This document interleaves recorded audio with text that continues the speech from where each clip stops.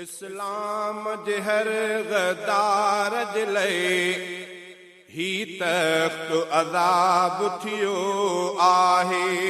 इस्लाम जे हर गदार जे लए ही तख्त अज़ाब थियो आहे। हिन वक्त जाही हाकिम बि ॿुधन बेदीन रही न सघियो आहे। हिन वक्त जाही हाकिम बि ॿुधन बेदीन रही न सघियो आहे। इस्लाम जे नाए थियो मुल्क फतह वेही तख्त ते ज़ालिम कनि था दगा। इस्लाम जे नाए थियो मुल्क फतह वेही तख्त ते ज़ालिम कनि था दगा। अहिड़नि त दगा बाज़नि जो ॾिसो रब कहिड़ो हाल कयो आहे। अहिड़नि त दगा बाज़नि जो ॾिसो रब कहिड़ो हाल कयो आहे। इस्लाम जे हर गदार जे लाइ ही तख्त अज़ाब थियो आहे। हिन वक्त जाही हाकिम बि ॿुधन बेदीन रही न सघियो आहे। के गोलिन जो थी खाज वया के फांसिन ते लटकी पया। के गोलिन जो थी खाज वया के फांसिन ते लटकी पया। के टुकड़ा टुकड़ा जहाज में थिया कायम न सदा को रहियो आहे। के टुकड़ा टुकड़ा जहाज में थिया कायम न सदा को रहियो आहे। हिन वक्त जाही हाकिम बि ॿुधन बेदीन रही न सघियो आहे। इस्लाम जे हर गदार जे लाइ ही तख्त अज़ाब थियो आहे।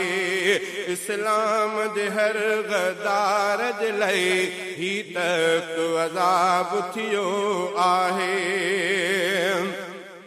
के थी विया आहिनि मुल्क बदर अॼु कोन अचनि था कंहिंखे नज़र। के थी विया आहिनि मुल्क बदर अॼु कोन अचनि था कंहिंखे नज़र। था जेल में खां इन किन खे मच्छर वॾो तिन खे अज़ाब मिलियो आहे।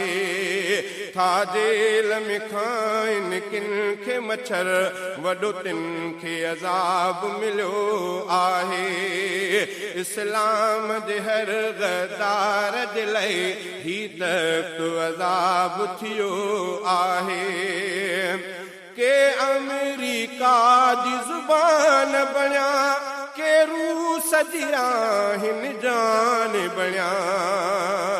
के अमेरिका जी ज़ुबान बणिया के रूस जी आहिनि जान बणिया। के लंडन जो सामान बणिया पर कंहिं बि न खाधो खटियो आहे।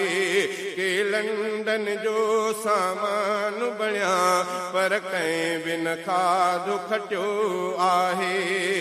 इस्लाम जे हर गदार जे लाइ ही तख्त अज़ाब थियो आहे।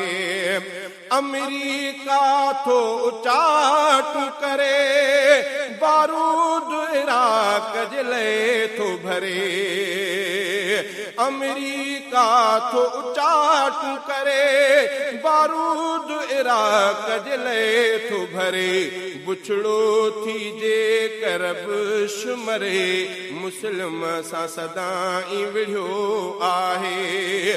बुछड़ो थी जे कर बुश मरे मुस्लिम सां सदाई विढ़ियो आहे।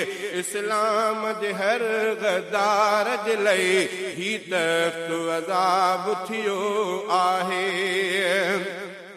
जेको थो चवे ही तख्त बचे पाबंद शरीयत जो थी रहे जेको थो चवे ही तख्त बचे पाबंद शरीयत जो थी रहे इस्लाम जो हिते कानून करे सवा दीन जे बाक़ी दचो आहे इस्लाम जो हिते कानून करे सवा दीन जे बाक़ी दचो आहे इस्लाम जे हर गद्दार जे लाइ ही तख्त अज़ाब थियो आहे